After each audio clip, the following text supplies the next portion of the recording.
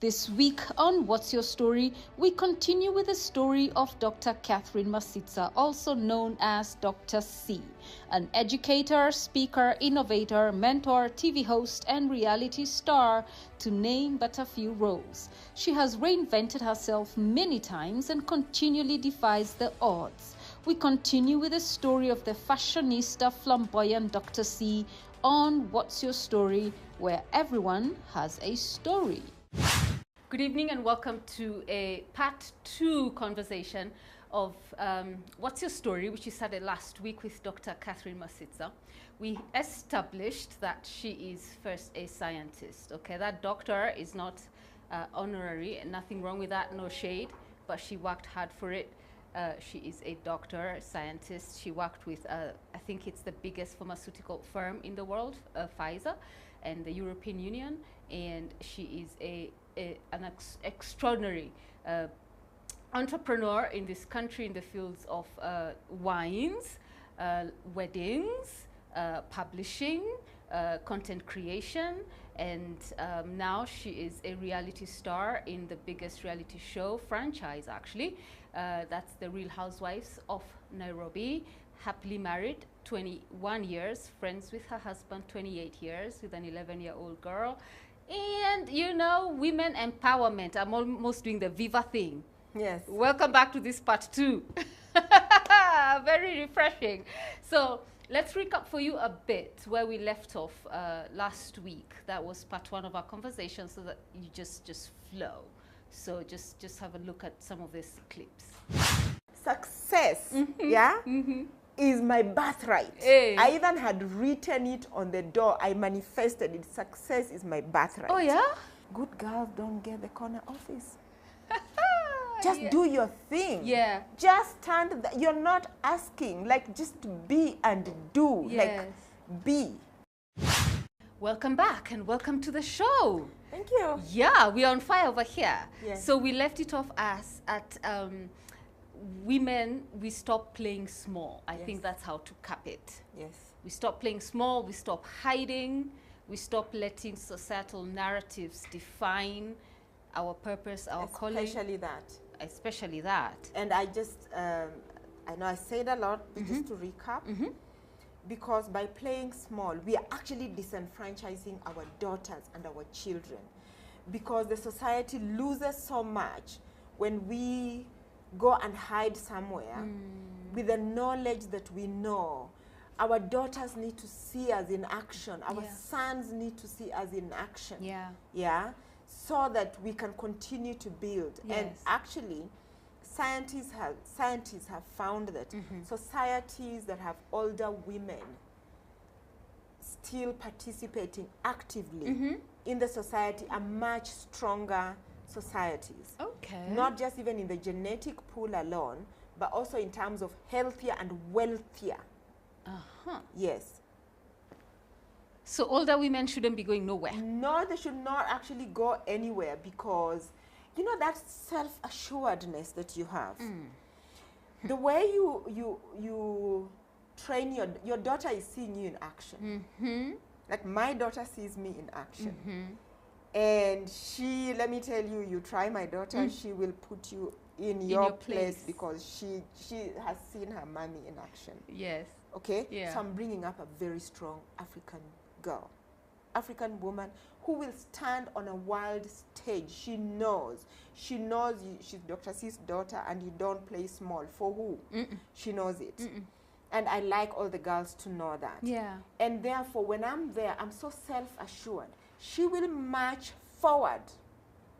And as a country, we pick from there. We are not starting from the starting line. No. So when you make women like us disappear, our daughters are beginning afresh. Why? Why should we start afresh? Yes. When we are already at the front of the line, we are just handing over the baton. It's handing over the baton. Yeah. But they need to see us really like it's a race, and we are on the same side, and we are just handing over. We are not going back. You run, you reach there. Then you go back to give the baton. No, they pick it from there and run with it. And continue with. Yes, and that's how we shall build a strong Kenya. Yeah, there are women who've gone ahead of us. Women like Wangari Maathai. You know, I even get goose pimples when I actually mention her. The women who fought academically, from in business-wise, like Riria, in the banking, like, what do we mean we want to disappear? They've done so much work. Yes. We just need to pick from where they left. And our daughters need to pick from the... So there's no disappearing. We're here. And we must talk loudest, be heard. It's a shame if you're disappearing. You're letting those women down. What do you say then to the women who, you know, life has happened to them? See, there's those, and again, I always say it's about perspectives. So when you know, you get a setback and you feel a need to hibernate, and then maybe the plan is to show up again, but then you still stay in hibernation because maybe it's more comfortable, it's less painful. So women who have been through life-transforming experiences that killed their spirits, and they didn't see the need to stay on. What do you say to those women? I say, first of all, I'm sorry that what you've gone through. Not to diminish what you feel and to diminish your story. The first thing is for you to acknowledge that I have gone through this. And for you to realize that you are not alone. And for me, I'm passionate about this because I've gone through things, like, especially in business. I've gone through, like, I know a lot of things in terms of, especially in the issue of just financing the business, making mistakes. Like, you make a mistake that should actually break you. But what I can say is that it's a mind thing, it's a mindset. It's what you choose to focus on. What I can tell you is that these things make you stronger. They actually make you stronger. You need to maybe read biographies. And when you read, what made me wake up? I woke up because when I read, in fact, biographies of very many women who have made it, a lot of them have gone through things worse than you that should have actually, like, they should disappear from the face of the world. And that is how I managed to get up. I'll give you an example. Yes, please. An example are women like Estee Lauder. Know the company, Estee Lauder. It's a big multinational. She was Jewish. She was an immigrant in the US, but she did not let that define her. These are, you can go read about them. It's a big company. People like Martha Stewart, these are women who actually have really encouraged me. They went through a lot of things, but they choose to wake up. They don't let those things define them. That is just the beginning.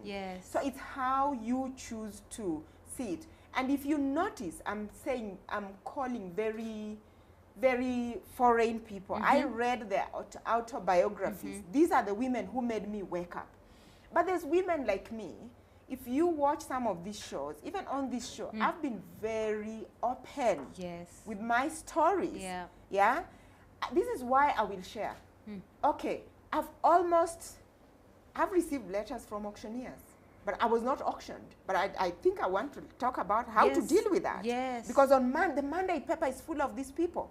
I've received letters from banks, like, if you don't do this and this and this and this. I've been turned down many times. And that's why I tell my story, because I know I'm building the nation. Because somebody else will read my story. I know that, what, Dr. C woke up. That's why on one of the shows, on the Real Housewives, I actually rock up with the titles of my homes. Because somebody accused me, oh, you don't own those homes. I said, no, I own them. This is my title. Why? Because I'm not a slave queen. And I realized that we must tell authentic stories. I want African business people to write their stories continentally, because there are people who will wake up. It's very easy for us to celebrate success. But why not talk about when we are in the trenches? When we are in the trenches, that's when the real business is happening. That's when the real... I always tell people, you know, during Corona, one of the guys who had tried to... he had received some auction notice, and I dealt with it. And I told him, listen, it's not because I've refused to pay. I actually don't have the money right now. But what about we work out on a payment structure? And I worked on it and I paid. And we became friends. Half the time they actually just... And now when he was sick in hospital, he called me, Dr. C, I'm actually in hospital and I can't clear my bill. Can you help me? And I sent money. Wow. And we became friends. Yeah. So you just need to know how to deal with some of these things. And I talk about, because people say, oh, how can you talk about that? But I know there's somebody somewhere who cannot wake up tomorrow. They really needed to hear this, to say that you can wake up. You can lose that. I've lost. Yeah. And I've completely, I forget. It is what you choose to focus on. In those times, I decided I'm going to focus on this particular thing and heavily focus on it, forget the other one that I'm losing. And I usually, one of the things I like in the Bible, I know you're a Christian, is Lot's wife. Why are you assuming I'm a Christian? I said, I know you're Christian, so I can say it. Oh, okay. Yeah? You know Lot's wife? Yes. When God wanted to burn that city, it was Sodom and Gomorrah, when he was burning. Yes. And he asked, was it Abraham? Look for one person. Yes. And he chose one person who you should save. Yeah. And he was told to save Lot. And they were told one thing, don't look back. Yes. Do not look back. And as they were walking and they were leaving everything, they had everything. It was success and everything they were leaving. She decided to look back. And she looked back and she turned into a pillar of salt. Right. And this is what I want to tell people. Sometimes everything can be burning, but God may be rescuing you from all this that is burning. And sometimes we look back because the mind has this thing of playing on us. And like getting attached to old stories. Getting attached to those things. Sometimes you have to not look back and just start afresh. Yeah. In 2007, 2008, we started afresh. We lost everything because of post-election violence. And we were starting afresh. And we didn't look back. I had to drop a lot of things. I dropped Going Out magazine because it's like you're at the front. You're fighting at the front line. Who are you going to rescue? Some soldiers are dying. Are you going to look at the soldiers who are dead, or you're going to look at the ones who look like they can survive and help you continue? So I dropped Going Out magazine. I used to publish a magazine called Businesswoman Magazine, where I would tell stories of just business, because I realized I didn't know anything. So as I published the magazine, I was learning about it, about business. And at that time, I let society things really get to me. Like, what are you telling us in business? And you are even almost, your home is almost being auctioned. You're going through all those things. So part of it was not just finances, I dropped it. Yeah. And a lot of women still call me. I came across this magazine. Oh my God, where can I buy to date? They still call me. And I chose to focus on what can I save? What can I salvage out of this? And I usually say in business and even in life, it's a war. It's war. If you're not fighting spiritual wars, you're fighting business wars. It's war. And you have to choose and pick and not look back. So don't be like Lot's wife. Don't look back, because God is preparing you for a new something He's worked out for you. So always, if your mind is taking you back, just remember Lot's wife. Yeah. So two things I hear from that, which is, you said you have to choose. You have to choose. Like you kept saying that, choose. So ultimately, it's what I'm hearing from you is choose yourself. You know, many times we wait for people to come save us, but if it's dying or dead back there, then do this for you, because you put yourself down, others come and trample on you, okay? People want you to be down, so they come trample. That example you gave of especially women just wanting to cut you, you know, they just want to cut you because people are not happy for you. So in choosing yourself and not having the expectation of whether this relative will save me, my best friend will save me, this will save me. You kept saying choose, choose, choose. Why are you laughing? I'm laughing because nobody's coming. Nobody. There's no one coming to rescue you, especially girls. Nobody's coming. Nobody's leaving their wife for you. You had to go there. I had to go there. Nobody's coming. Nobody's coming to tell you stop watching TV. Nobody's going to come and tell you wake up. Nobody. You have to wake yourself up. What is coming to my mind today was my daughter's prize giving day and speech day at her school. Yeah. So obviously she's grown. She's in the school choir and they were there and they were singing. Mm-hmm. And this song that I haven't listened to in a very long time, it's called One Moment in Time by Whitney Houston. Yes. I was listening to the words. They're so profound. Yeah. There's this one moment in time and you're facing with destiny. Yes. And there's this thing you need to do because it's going to define your destiny. It is this one moment in time.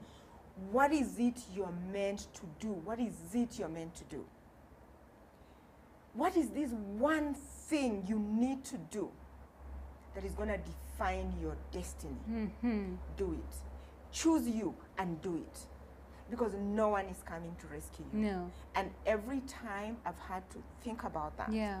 And every time I'm choosing to be shameless and knock that door. Yeah? You throw me out. I'm going to come back through that pinhole. Like there's that moment in time when you have to choose you. Because you know what? You're facing with destiny. Yes. And that destiny is your life. It's your future. Choose you. Yeah. How do we know? You. How do we know? How do we know? Because at times we miss the moments. You miss the moment. Sometimes you're in the presence of greatness. Oof, yeah. You're in the presence of greatness and you're scared. Say today, you're meeting investors and you're scared to even just walk in. You're seeing that important person you need to talk to.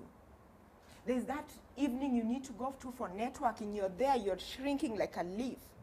Remember, it could be that moment in time when you just need to wake up and be shameless and go and say hello to that person. Shake their hand with a firm handshake. Yes. And give your elevator pitch. Yeah. Who we are. Yeah. What you can do for them. Yeah. It's those moments in time. Yes, when you have to choose. It is those moments in time when you are not feeling like even waking up and making that cold calling. Yeah. Making that sale. You're scared, they're going to turn me down. But what if that is the phone call of your destiny? It is a moment in time when you have to choose you have to choose your destiny. Yes. You know, I meet so many women, and I don't know how this has translated to a women conversation, but the men also. This applies actually to both genders. So I've met many women, and they write to me, and they have mommy wounds. So you see how you'll go for your daughter's prize giving, and you're empowering her, and she's observing you, and you're encouraging her, and you're teaching her how to be the future Wangari Maathai, so to speak. And there are women to this day, and they write, and they say, oh, I watched your show, but I don't talk to my mom because of the things she said to me growing up, the things she made me do. So people are carrying mommy wounds, daddy wounds. So they want to wake up, but are held back, the things Lot and his wife left behind, because they remember how they were put down. So not everybody is raising their girls or their boys in the way that you are. Because maybe their sons or daughters remind them of a life that they want to forget. And so parents are unleashing trauma on their kids. They grow up and they don't want to be anything. They can't even observe moments in time because the wounds are still very fresh. Who are you talking to in this case? Those women, before we take a break. So number one, suffice to say, I didn't have the greatest relationship with my mother. my own mother, so I know what they are talking about. And because I was raised by my father, I got to know my mother when much later in life. But what am I saying? My advice is that we have to cut them some slack. These women, our mothers, lived in a different time when they were not. Imagine you couldn't even travel without your husband. You couldn't even own a title. The world was bad to them. It is not their fault. It is really not their fault. So we have to unlearn those things, forgive them, because now we have our daughters and we cannot pass the same wounds. Acknowledge that we are hurt. Acknowledge that we are pain bodies, and acknowledge the things that have hurt us and not pass them to our children, to our daughters. So for example, this thing of body shaming, don't say anything to your daughter, especially don't comment about her body if it is not positive. Don't say it. Don't say it. Because sometimes we say it and we are not. We are not. We are from the generation of where our mothers actually told us, some of us, like, you'll not amount to anything. How ugly you are. How I don't know what. And don't pass those things to your children. And you know, it's not about, especially when it comes to school and performance in class. It's really, we have to. Children must find themselves. They don't have to be competitive like we were meant to be. Like, you must come number one. They'll find themselves. So we are the generation. We are the chosen people that we must change. We must, the buck stops with us. We must be the ones to stop. Yeah, we have to acknowledge and learn. Go for therapy. We are living at a time when there's therapy. Go for therapy. And there's no shame in going for therapy. There's no shame. Let's not, we are pain bodies.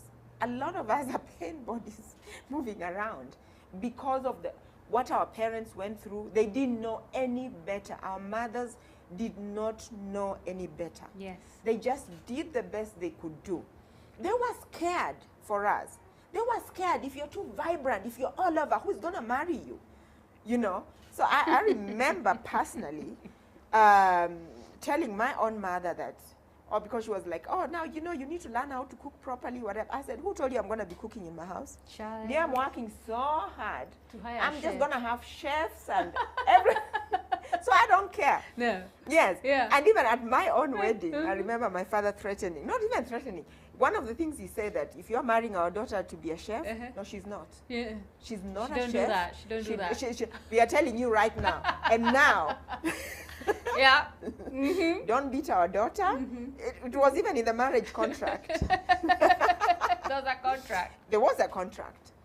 There was a written contract with witnesses. Don't beat our daughter, number one, and she doesn't cook.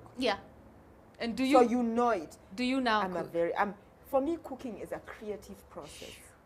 It's so creative. Like, I have to think, I have to be in the mood. And then I will create. If not, we've got chefs who will cook. It's like that. We've got chefs who can cook. So we're taking a break. Then we come back to the last part of the show. So you want to take us to the break? So we're going to take a break and come back and talk more about becoming Dr. C. There you go. Ask yourself, when you're leaving, even in the morning, if I was fearless today, what would I do? Be fearless and go and do that which you want to do. Just be fearless and do it.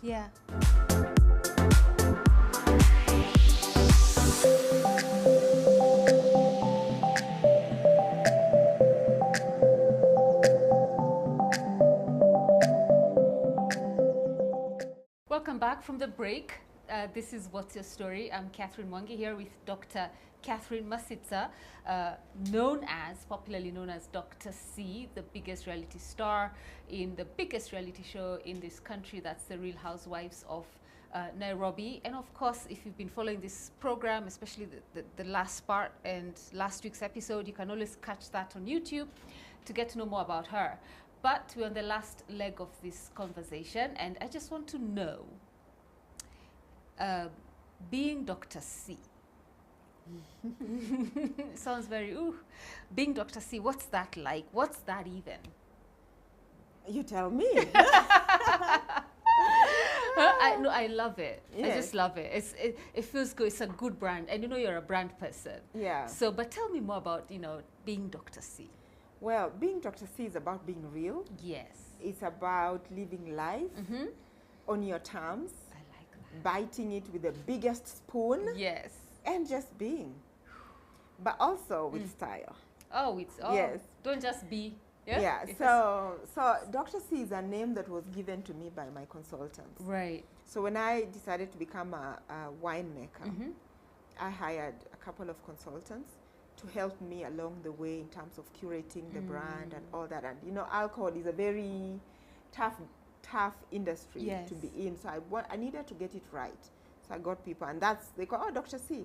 And it just became Dr. C. Yes. So when I got on the show, everybody now calls me Dr. C. It's like people have forgotten completely that there was another Dr. Catherine Masisa who existed. Or Samantha. People call you Samantha even. Yeah, but now everybody calls me Dr. C. Yes. And this is what I tell you, that I believe in a bigger being, in something bigger than humanity. And I felt, there was so much like I've done in the past.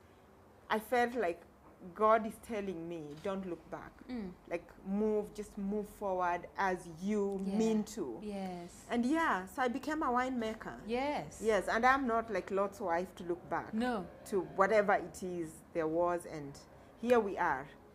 And, people ask me, so why did you get into the wine business? Yes, why wine?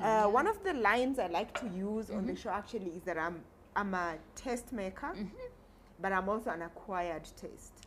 Oh. An acquired taste is that thing that you actually, it's a taste that you acquire. Yes. People can look up the meaning of being an acquired taste.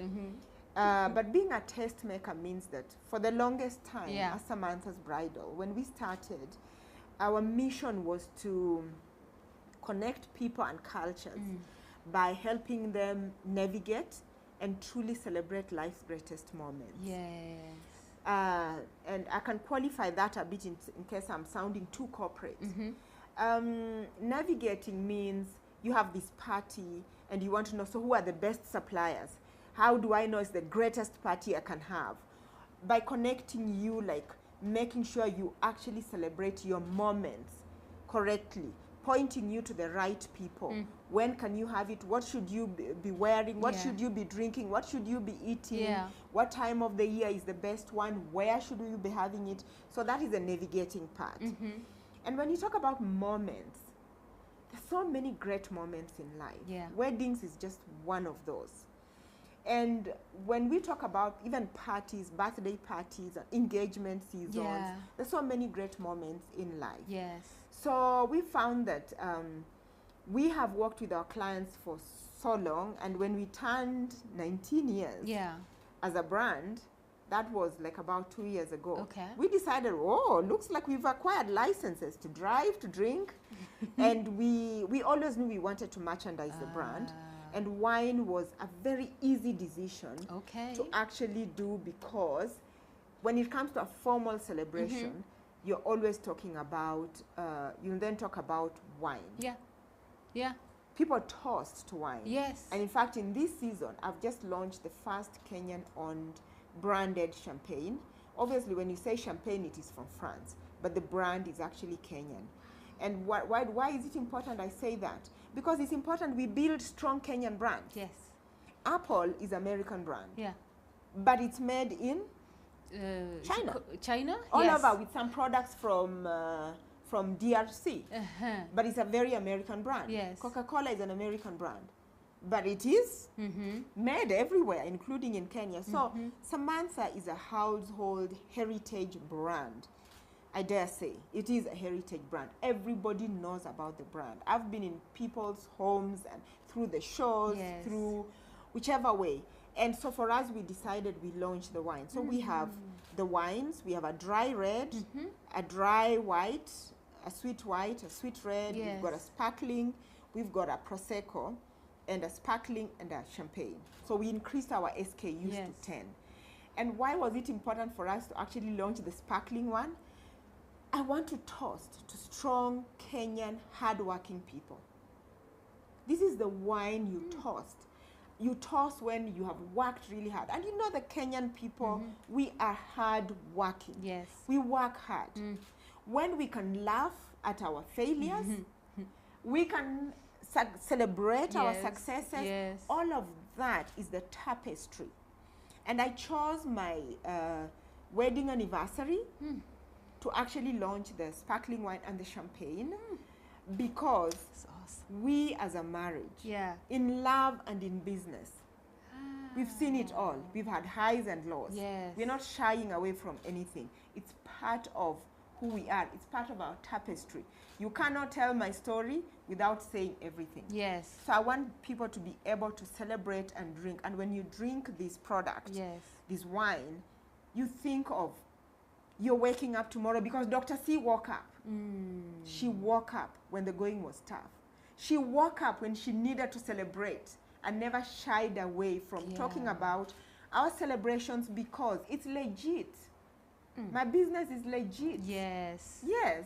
That's why I talk about it every day. Yes. Like, I need young Kenyans to see that you work at it every day. Yes, you'll meet all those people you fear. You will go to the bank, you might be turned down, or they will just say yes. You knock that door, and you meet people whom you've never met. And they open the door and they give you the chance. Really, truly, that is my story. Yes. I've walked, knocked doors, people have opened them, people I don't even know. And they've given me a chance. So you drink it to remind you, give somebody else a chance because somebody opened the chance for you and you're celebrating. And don't be shy to tell your story because we are working hard. It's for people who work hard. It's not for people who've bribed. No. No. Stay away from my product. It's for people who are hardworking. Hardworking. Yes, hardworking. And so it's a Kenyans. celebration. It's a celebration. You celebrate. I like what you said. When you drink it, remember Dr.C. She didn't look behind. Yes. She chose herself. Yes. You rose up from the trenches. Yes. And you knocked on that door. Yes. Because what's the worst that can happen? Yes. I'm a first generation wealth creator. I've created wealth. Generational wealth. Okay? And I want you to create your wealth. But celebrate as we go. Yes. Yeah. Celebrate every win, every moment. Yes. And that's why I use words like celebrating life's greatest moments. That greatest moment does not have to be a wedding. No. It can be that moment when you choose, you know what? I'm going to walk to that person and ask for that opportunity.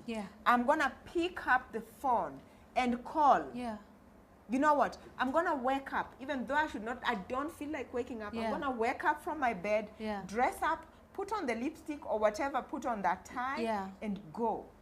And give yourself that chance.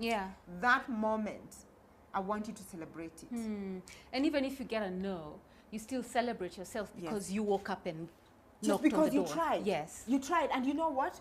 When you get a no, you need to celebrate that no. Because you know what? It means you tried. Yes. There are people who haven't even started. You've discovered one way of how not to do. Right. Yes. So it's an opportunity to discover another way, a different way. A different way. I like that. So it's not just, you know, about, yes, I'll tell you, we are truly inspired by those picture perfect moments. You know, those personal vows, the handwritten vows, those love stories really inspired us to come together with this brand. That's what it's about. Yes. But it's also, as a business person, Dr.C, as a business person, when I had to make the tough decisions, when I had to make those decisions, when I was celebrating all the wins and even the losses, it's part of this brand. Yes. Yeah. I love that. Yeah. So our wineries are in Valencia, Spain. Our Prosecco is from Italy. Because if it's Prosecco, it's from Italy. It's a very regional wine. Legitimate. Yes. Yes. Everything about us is legit. Yes. And I know there are people in this country who cannot tell you legit stories because they are shady. They're shady. They will not even come on a reality. That's why I'm on a reality show. Right. When somebody can just wake up and say what they want to say and you cannot actually even back up some of those stories. Yes. Yeah. Actually, now that you We speak are about legit. reality show, I want to go somewhere. Yes. A particular scene. Yes. You wheeled in a coffin. Yeah. At one of the scenes, you wheeled in a coffin to one of your castmates. What was that about? Why a coffin? Well, I know you can't say much, but yes. I'm intrigued by that. So tell me what you can. That is episode 10. Mm-hmm. And this particular episode comes in hot on the heels. It's because one of these cast members had really made it a habit of really taking me back, and I felt it was the whole women race in Kenya. Because I don't stand alone here. I'm not seated alone here. I'm standing on the shoulders of giants, women who were in Uhuru Park fighting. You understand? Yes. For us to have this freedom to talk the way we are talking. Yes. There are women who have gone ahead of us to fight, like to sit in the CSUT, Yeah. So how dare you call me a witch and a fossil? How dare you? Shame on you. That's what I was thinking. And I was thinking, you are in the aesthetics business. There are women who can actually not afford your sunblocks, who cannot afford, not all of us want to bleach ourselves. Women cannot afford those things. They cannot afford. So what do you mean? What do you tell to the woman in Kisii who is about to lose her property, who is about to be lynched because her eyes are red, her skin is wrinkly, because she's on the sun working really hard to fend for her children, and she's being called a witch. And we in Kenya today, statistics, those are, go to HelpAge Kenya, they'll tell you. Those are we lose 8 women every last December alone in my village. A 50-year-old was actually lynched. So people just came because they think she's a witch. So how do we, as Kenyan women, stand on a platform like that and start calling each other witches and fossils? We are on a world stage. Can we give elevated conversation? So I wanted to shut this particular cast member up forever. And it was, for me, it was a statement that if you are going to stand there and call an age shame a woman or call her any of those names that are actually calling women to die, causing women to die, you're accessory to murder and you're a murderer.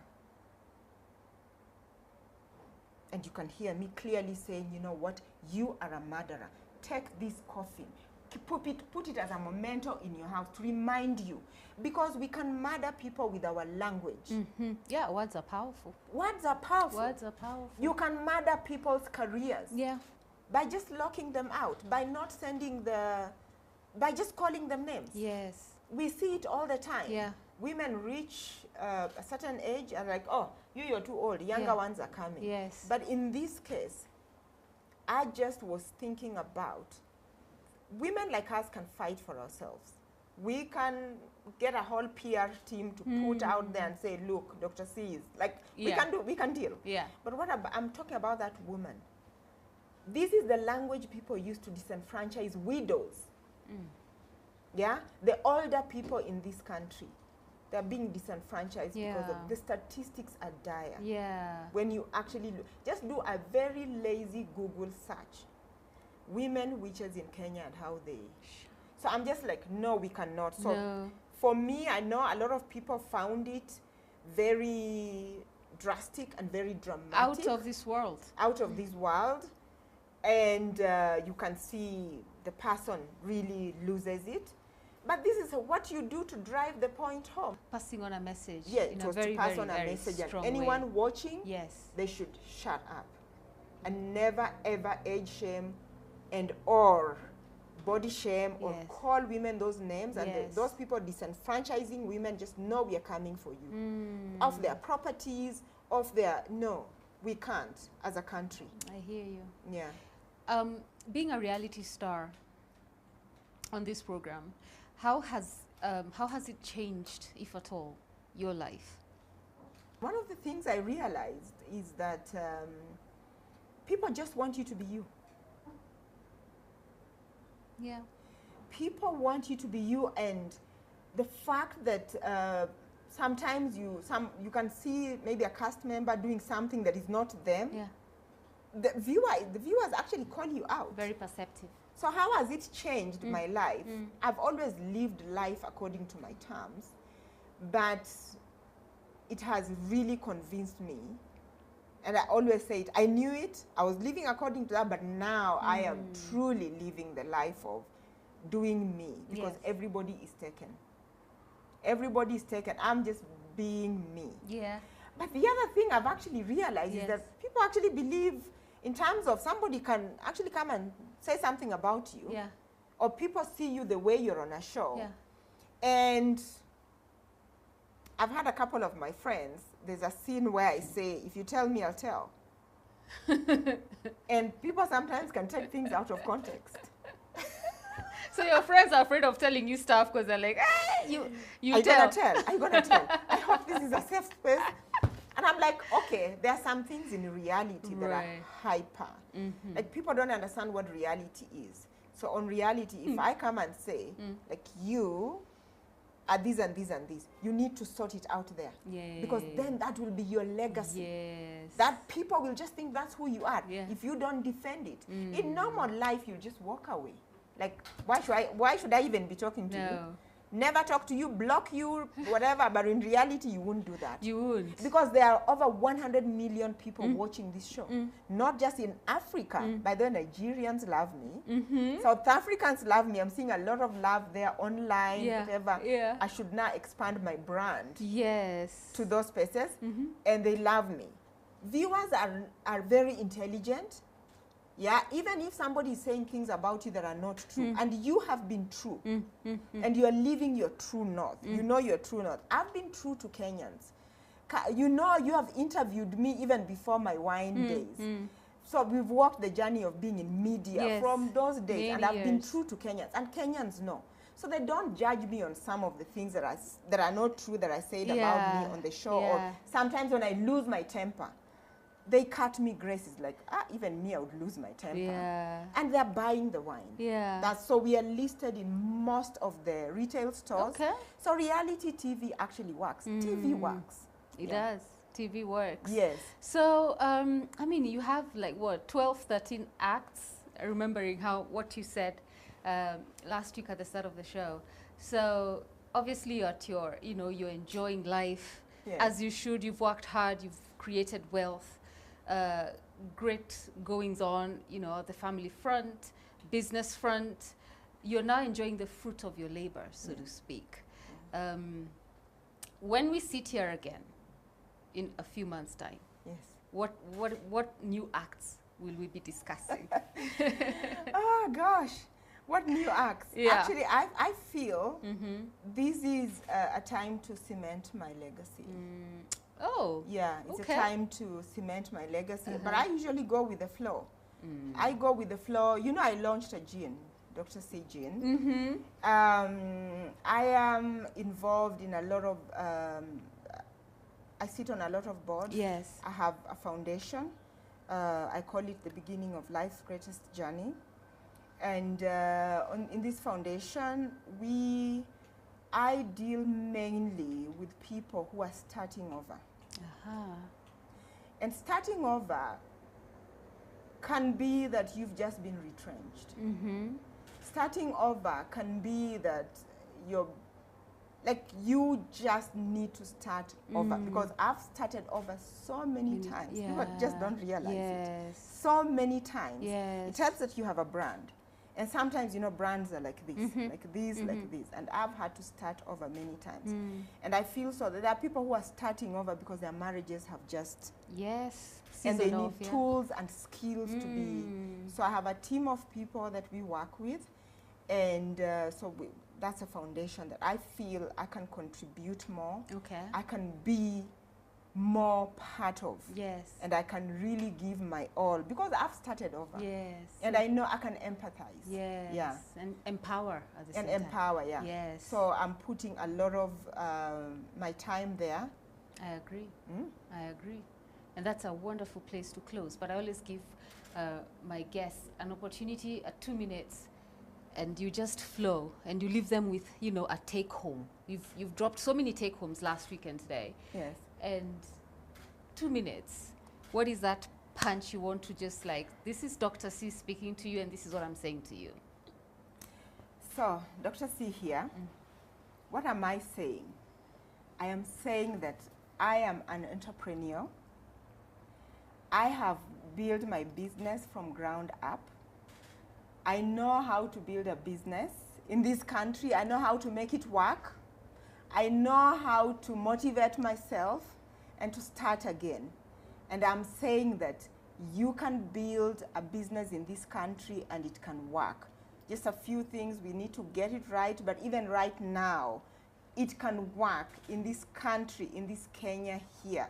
We need to build strong Kenyan brands. We need to buy Kenya. And I'm your home girl, raised in the village. I have built a brand called Samantha. There's Samantha Wines and Samantha's Bridal, you know it, okay? I'm saying that it can work in this country. So let's make this country work because it can work. I'm a living example. And I say it true.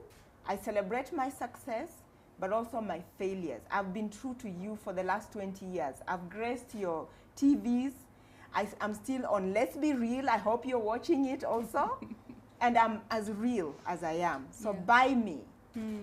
If you go to the supermarket, buy me. I'm selling. Buy Samantha. I like that. Buy me. It's a heritage brand. And buy Kenya. Let's build Kenya. I love it. You're phenomenal. And I celebrate your successes. Thank you. And your fearlessness. You know, I know you call it shameless, which is true as well, but you have to have a certain degree of fearlessness to just wake up and choose you.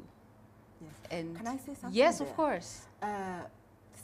When you're feeling maybe scared about something, yes. I want to tell to the yes, viewers, ask yourself, when you're leaving, even in the morning, if I was fearless today, what would I do? Be fearless and go and do that which you want to do. Just be fearless and do it. Yeah. Do it afraid. Yes. Dr. C, such a privilege to have you on What's Your Story. You have blessed my life. You have given me so many stories, you know, over the years. Do you still plan weddings?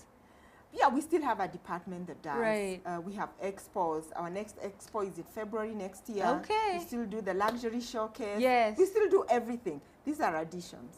Oh, okay. There's a reason I asked about weddings, but maybe that's for off air. Well, it's good to manifest. If we are talking about the same thing, let's manifest. Let's manifest. Yes. Okay. Yeah. Good. we are manifesting. We have to, you know, we never stop talking, okay? Yeah. So we want to say good night. This have been incredible episodes. The first aired last Wednesday. Today was just a culmination. I know we'll even have had an opportunity to do a third one, but hey, maybe some other time.